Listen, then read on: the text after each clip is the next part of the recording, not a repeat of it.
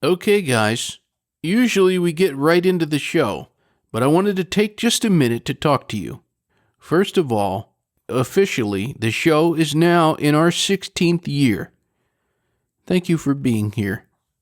A number of you have said that you would like to support the show. Well, now you can. If you've ever gotten enjoyment or inspiration, consider becoming a patron. Just go to patreon.com/The Paul Leslie Hour, or you can go to thepaulleslie.com and you should see that link. Just click on it where it says Become a Patron. All right, now let's get into the show. The Paul Leslie Hour, helping people tell their stories. And now, your host, Paul Leslie. Hey, it's me. Our special guest, Don Schlitz, has been called one of the greatest songwriters of our time. A singer, performer, and recording artist, he's an inductee in the Country Music Hall of Fame and the Nashville Songwriters Hall of Fame, as well as the Songwriters Hall of Fame in New York. Countless artists from Alabama, Randy Travis, Reba McEntire, George Strait, and of course Kenny Rogers have recorded his work. In fact, his song The Gambler, recorded by Kenny Rogers, was selected to be preserved in the National Recording Registry by the Library of Congress for being culturally, historically, or artistically significant. I think most of all, though, the songs of Don Schlitz are loved by people. They know these songs. Don Schlitz, thank you very much for making the time to speak with me. Hey, thanks, Paul. You know that I don't really do a whole lot of interviews, but you wrote a very nice, kind note, and of course, I've listened to a couple of your shows and thought, well, you know what, it's time to talk a little bit, and you seem like a good person to talk to. It's very nice we're seeing each other over Skype, so we're not sitting across the table, but it's kind of like the 21st century version of that, right? It's truly like science fiction, if you think about it. But here we are. Thank you very much. I had all these labels that I put on you: singer, songwriter, recording artist. Who is Don Schlitz at heart? You'd have to ask somebody else for that. I came to Nashville from Durham, North Carolina when I was 20 years old, and I didn't really know that there were different labels that could divide up and so easily. As you know, I made up songs. I sang songs. I wanted to sing songs for people, and I thought that it was all the same thing. So that's what I did. I did the most important thing a songwriter could do when I was 20 years old. I got a job, and I was a computer operator, and I was the all-night computer operator at Vanderbilt University. It's what I had done more or less when I was at Duke University in my hometown of Durham. And I attended Duke for 3 wonderful freshman semesters, as we say. And then it was decided that I should go find out who the real Don Schlitz was. I'm still looking for that one, by the way. You know, I think like everybody else, you have you're everything that's led to the point that you're living right then. You know, there's a person, a man of a certain age sitting here. I'm 67 years old, who's had 47 years in Nashville. I've been hopefully a good friend, a good colleague, attempted to be a performer, but I found out pretty fast that what I really did best was to just write songs. I have evidently I've been told, a short attention span. It goes about 3 hours. I saw a quote just happened to last night by Roger Miller that said the human brain is an amazing thing, that it starts the minute you're born and it stops the minute you sit down to write a song.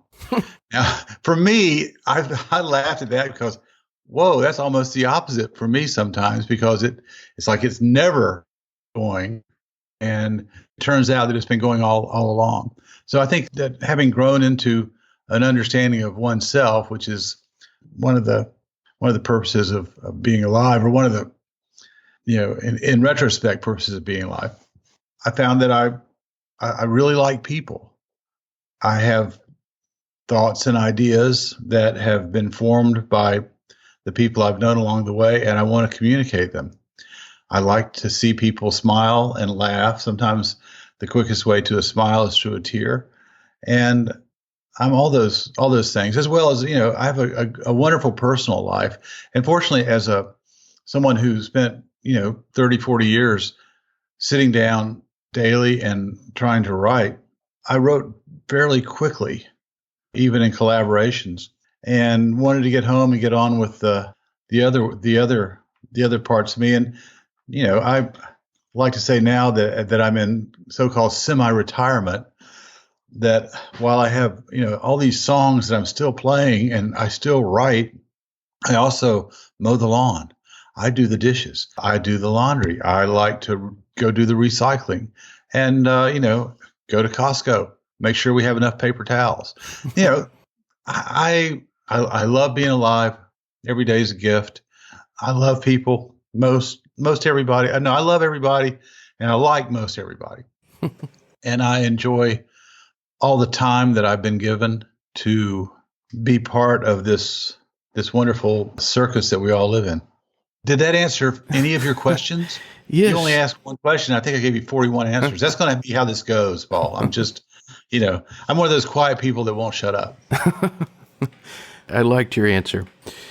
When you came to Nashville, if you could take us back, what was it like through your eyes? What were you thinking? What were you seeing? How did you take all that in? I got off the bus in April of 1973. I came to Nashville because I knew that there was a record business here.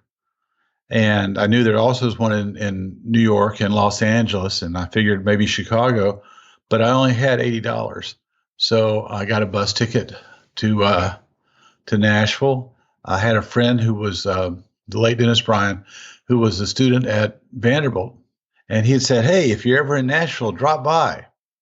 Well, little did he know that I would drop by his dorm early one morning when I arrived. And the good folks in that dorm put me up for about a month. I got a job at Vanderbilt as a computer operator, like I said. This was the biggest town I'd ever been in. It was a town then, truly. It was a town on its way to becoming a city, but in no way, shape, or form the metropolis that it is now.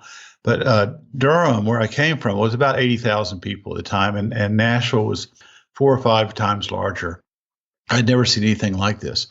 And to even think for a second that I was prepared to go into the music business was ludicrous, absolutely ludicrous to everyone except me. Now, I had, in a sense, no choices. I had nothing else I was qualified to do. I had the great joy of my girlfriend breaking up with me, and so I had no reason to stay in Nashville. My family still lives there. I stay in Durham. I'm sorry. My family still lives there, of course. And it was time for me to move on and find out who I was. Now, then we go to what I thought I should do. Well, here I was, 20 years old. I had hair halfway down my back and having a great sense that there was nothing that wasn't possible because I hadn't thought it through, I guess. And I had been told enough times that don't do that. Just don't do that. Like it, almost from Durham, the great irony being from Durham was you can't go to Nashville and write songs and stuff because John D. Loudermilk did. I'm like, you're saying John D. Loudermilk did come from Durham and became a great songwriter in Nashville. Therefore, I can't. Did we have a quota? I'm not sure. So I figured I would just start knocking on doors. I got a hold of a phone book. The one name I knew in the phone book in the music business that I could find as far as having a publishing company, which I didn't really know what that was, but was Pete Drake. Now, Pete Drake was a great steel guitar player, and he had played, I knew his name from the album John Wesley Harding that Bob Dylan recorded, which was one of my favorite albums. Now I think it would be considered a country album, sort of a folk album at the time. And I thought that the writing was just brilliant. It was a very sparse album, and it was what I liked. Now I'm from Durham, so I have listened to every type of music in the world. We talk about that as much as you want. That there was no real difference between country and R&B and pop. It was all on the same radio station. Remember the times? That was when we had real broadcasting. So I went to Pete Drake Music, and there was a gentleman there who had just started, he told me, named Buzz Rabin. Now, Buzz was a terrific songwriter, first songwriter I guess I ever met who was professional. And I played 3 or 4 songs for him. And he was very kind to me. And he says, well, I just started here, but let me see if I can call somebody this. He says, I don't really know what I'm doing here yet, but I like what you're doing. And I'm thinking, well, I'm going to be his big break, right? Total, the ego of the child that doesn't know what he's doing yet. And he makes a phone call for me and sets up an appointment. A couple of days later, I go to this appointment. I walk in the front door over on 16th Avenue, and the gatekeeper woman there says, is anybody listening to songs? And this man who was 7, 8 years older than me, which was a lot to me at the time, curly hair, wire rimmed glasses, comes out and says, oh, I know about this. And he comes out and he says, come back and get my guitar out of the heavy case. And I've got it's April. I've got a corduroy shirt on. It's really hot and I don't have a car. So I'm just walking everywhere. So I start playing songs, these songs I have. And he says, oh, that's okay. We'll play another. We'll play another. That's nice. Play another. So I played 9 or 10 songs. And I think that it is all happening right then and right there. And I am this guy's big break. Well, this guy says, I want to show you what I'm doing. He takes me into the next room. He says, this is just it's a B-side. It's a small label. It's a friend of mine singing it. And I'm thinking, lucky you for meeting me. And he pulls out the single. And I didn't think it was a consequential record because it wasn't on an album, because it was just a single. It was just a B-side. Well, the record label that was the little record label was JMI Records. The singer that was a friend of his was named Don Williams. The song that was the B-side that he played for me was Amanda, which he, as you now can guess, Bob McDill, had written by himself. He did not mention that he'd also written the A-side, Come Early Morning, which was the #1 song in America at the time. And they were about to flip it, and Amanda was about to become yet another Bob McDill all-time great. I'm standing there thinking, I've got a lot to learn. How lucky am I? And so the first few years I was here, the only people that would see me were McDill and every once in a while Buzz Rabin, who also, and I have to say this, was so kind. As he wrote Bukus of Blues. I know you've interviewed him on your show, and so many other songs. Alcohol Hall of Fame was one of my total favorites. If it was good enough for Jesus, it's good enough for me. I don't know what the title of that one was, but I'll always remember that song. It's like, well, I always laughed to myself. So, well, the Bible's in English. If that was good enough for Jesus, it's good enough for anyway. The point being that Buzz knew that I had gotten this job at Vanderbilt, working as the computer operator, working a big computer that was the size of this house I'm in now, and not as powerful as the machine that I put in my pocket and talk to my grandkids on. So Buzz knew I didn't have any furniture. He gave me a cot. Now, there are little gifts you can give in your life that may not seem like much. He gave me a cot to sleep on so I did not have to sleep on the floor. One of the greatest acts of kindness I ever knew, and I'll always be grateful to him for that. These are people that you know at certain points in your life, and they're the forks in the road that you take, not knowing if there's the one less traveled by that will lead you to where you're supposed to be or not. And I've been so fortunate to have people like Buzz Rabin and Bob McDill and Jim Rushing and Paul Kraft, all of these people who are great songwriters, take a little interest in me as a developing writer. And the more I emulated them and the other people along the way, Dave Loggins, and, I was kind of in the post-Christopherson class of the people that got here after Christopherson had hit. So there were people like Guy Clark and Rodney Crowell and Townes Van Zandt, Steve Earle, and people that got here afterwards. And we tried to write songs maybe a different way. And this is all in retrospect. There were great songs written before us, and there have been great songs written after our heydays. But I made it here at a wonderful time, and sure enough, about 3 years later, I'm in McDill's office telling him that I was a little blocked. I guess I was 23 years old. And he says, well, why don't you try this? And he shows me an open tuning on guitar. And I hear this open tuning on guitar, and it's, I don't have an open tuned guitar. Well, I do over here. Hold on a second. And I hear this open tuning, and I've only recently figured this out, Paul, that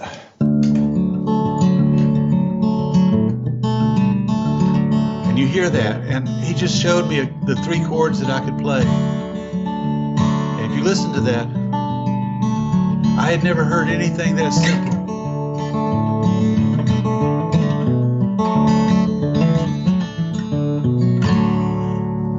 I leave McDill's office. It's August of 1976, and I'm walking to my one-room apartment over on Fairfax Avenue, and I started making up a song, which started with one singular line: on a warm summer's evening, on a train bound for nowhere.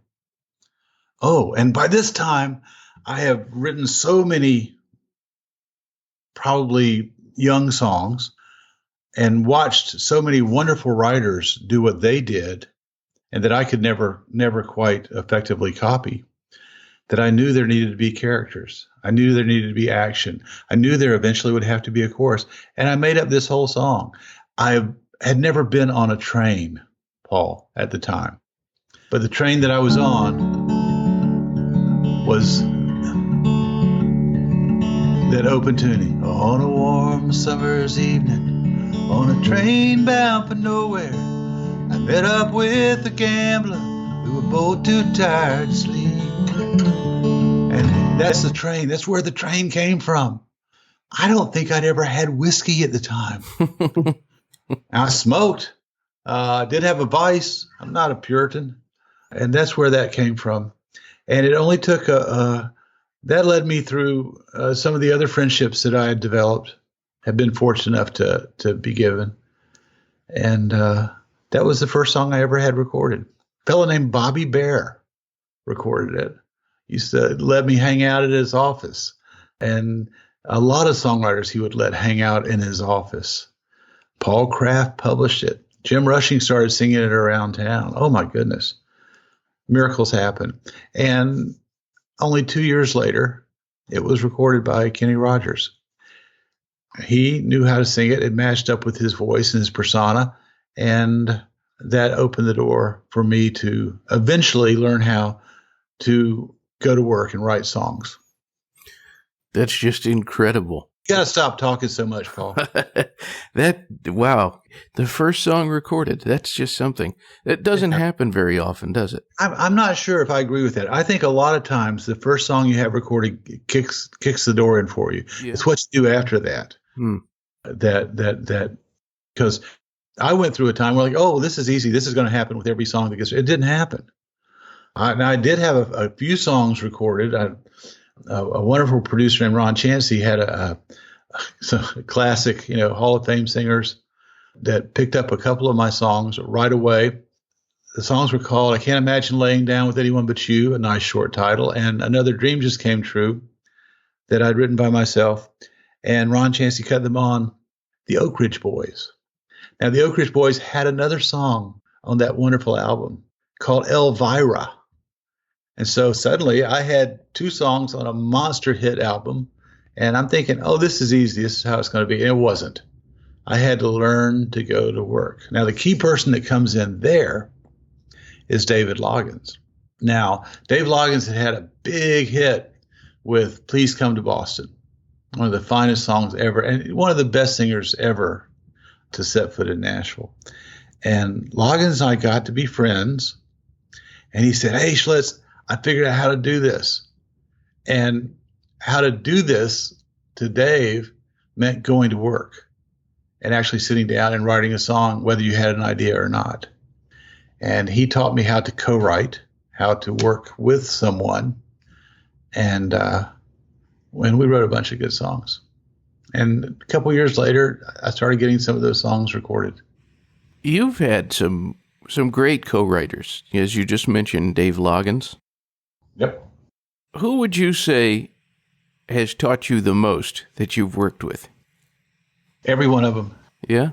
I would not limit it to the co-writers I've written with or the writers that I've studied down the line. You can always look at Holland Dozier Holland, going back to growing up in Durham and hearing all those wonderful Motown records and the Stax records that were played on the same radio station. We didn't know that we should listen to everything on the same station. And then the people who are writing in Nashville, Tom T. Hall, Felice and Boudleaux Bryant. These are songs I grew up listening to. And then, of course, Paul and John and Mick and Keith and that Dylan guy. Hopefully, I absorbed all of it, tried to imitate it all, and could not copy any of it. And that was very fortunate because then I was able to find my own voice, I hope. I think one of my favorite songs of yours would have to be The Greatest. It seems like Kenny Rogers has had good luck with your songs. He has. He's been very kind and very loyal. He actually only recorded 3 or 4 of my songs along the way, but he did. He always gave me good credit, and he's said some very nice things about me. There's a difference between your friends and your business friends, and a lot of your business friends are the people you know at work. Now, there's no way on earth that I would be able to hang out with Kenny or Randy Travis or Mary Chapin. These people are out working. They're doing another part of the job that I don't have the talents to do. And, of course, that particular song, that's an old story. And I was able to rhyme it, sing it, and Kenny was able to pass it along. It's great to have stories that I always thought that stories that had hope in them were the ones worth retelling. I've come to believe at this point in my life that sometimes a sad song, and I've written a few of those, can have the hope that's given when someone who hears a song realizes they're not the only one that feels that way, and that we're all in this together, and they're universal feelings. Sometimes when you find the saddest part of what you're going through, and you think it's all personal and private, and you're able to find a way to express it, then you've hit upon a universal emotion, a universal life condition. And that's the job of a good lyric writer, is to be honest and to what's the great saying? Is it the old philosopher, the Greek philosopher said, the unexamined life is not worth living. So you examine your life and you think about it. You spend a lot of time by yourself, and I still do, always have. Enjoy that.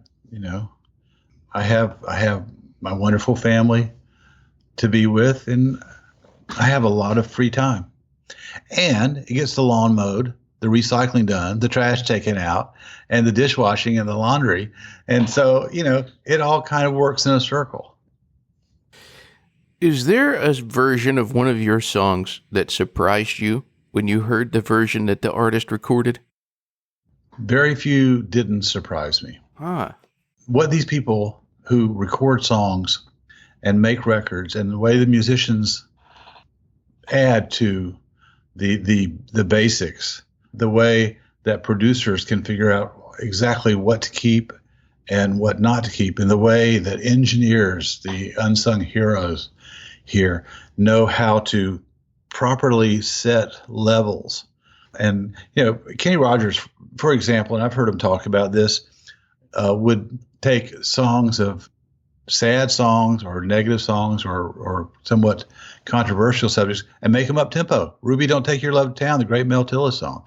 And he would oh my goodness, the song that I really think was the song that started the neo-traditional country music genre, which I'm given part of the the credit with Paul Overstreet with being part of the starters of that, with Randy Travis. With On the Other Hand, I think you should go back and listen to Lucille, because there you go.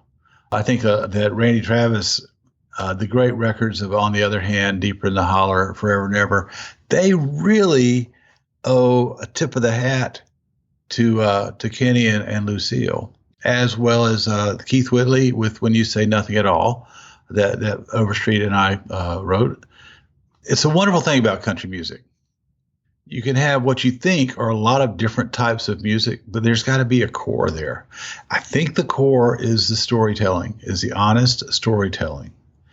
And that's what I've endeavored to learn about in retrospect. Because, Paul, as you know, a lot of what you learn in life is what you figure out after it's happened.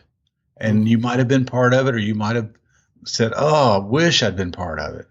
And then you learn about it. So it's amazing to be at this point in life where I can take some time and look at what's happened in retrospect. Let me tell you something that's also been exciting to do that's helped with that is I've a couple of men, Adam Englehart and Glenn Duncan, convinced me that I should should make a bluegrass record or make some bluegrass records. And I said, you've got all these songs, and if you listen to all these songs that you had, and how many songs you have that weren't cut that you sing, oh, 1,200. Okay, well, let's go through them. I'm going well, they're not all great, but but there's some songs there that I thought should have been recorded or that I'm very fond of singing. And they said, you know what? If you change the musicianship a little bit on it and who's playing and what instrument, the instrumentation, then you're flat dab in the middle of where bluegrass music, one of the areas that bluegrass music is in right now. And so we're like, okay. So we've been working on a bluegrass album. Have our first single out now. It's called Bad Decisions. And we are finishing up an album. By the time that you hear this, it might already be out. It'll be out in the latter part of 2019 called Mountaintop. And there are 3 or 4 songs that will be familiar to people who've listened to country radio. They may not be familiar with me because I lived in the parentheses. Now, it's such a safe place to live. And that was, that's where my job description landed me. Thank goodness. And now going out front and getting to play with these wonderful musicians. But it's not really like writing different songs anymore. And even though I thought I was going to the retirement thing is not working for me. But, if you listen to the chorus of like Bad Decisions, which is bad decisions, make good stories, get your wild women, cause bad decisions, and bad decisions make good stories. And we go into a chorus like that, and I would have, and I'm quite happy and open to say that, well, there's some Tom T. Hall coming out. There's some Bob McDill coming out there. That's. And I think I wrote that while I was walking again, except not just in my head this time, but I've got my little telephone with me and I'm writing down lyrics and then I make up little stories to go along. It's not a very long song.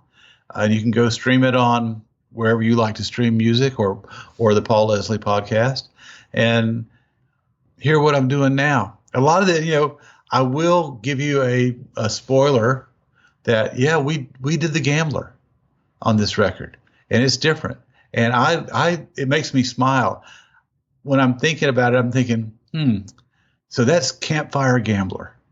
We've done Campfire Gambler, and how lucky am I to be able to do that at this time, to play with these musicians and to still stand up in front of people. Play a couple places. I play the Bluebird Cafe at least once a month. Have a great time. Been doing that forever, and play this little show they have in Nashville that's on the radio called the Grand Ole Opry. And I'm a frequent guest, not a member, but I'm a frequent guest and have a great time meeting and knowing all these heroes and getting to play on the Opry stages. I have to say that the cover art for the single that the song you were just playing, that could be a great T-shirt. It's a flow chart. It's great. It's a flow chart. I mean, you've got to go look this song up just to see the flow chart. It's exactly what it is. Thank you very much. And I'm not in the T-shirt business, but maybe somebody is. Exactly.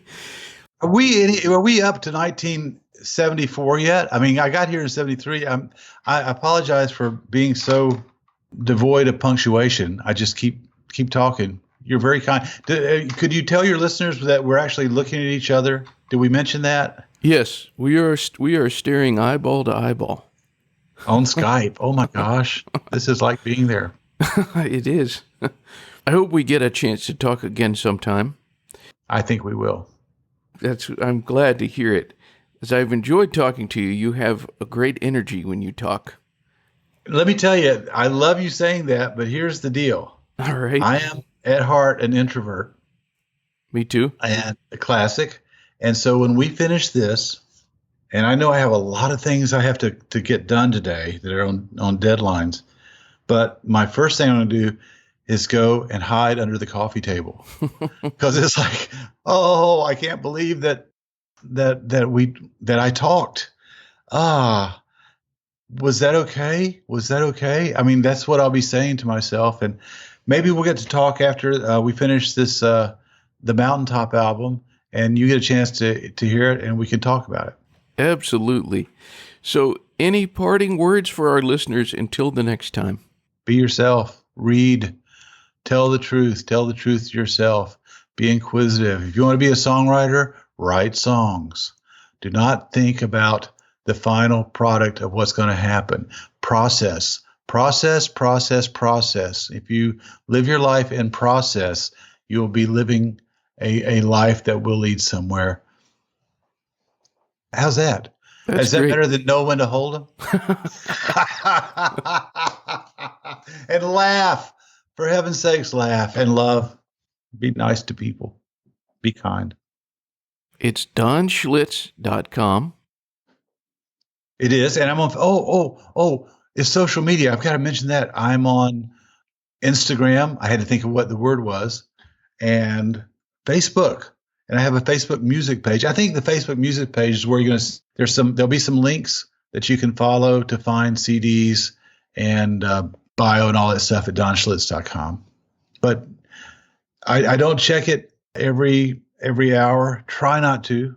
I check it, irregularly. I don't do messages and can't talk to everybody because you can't, every once in a while you get a chance to talk to somebody like Paul Leslie and that works out just fine. But what else did I have to say about that?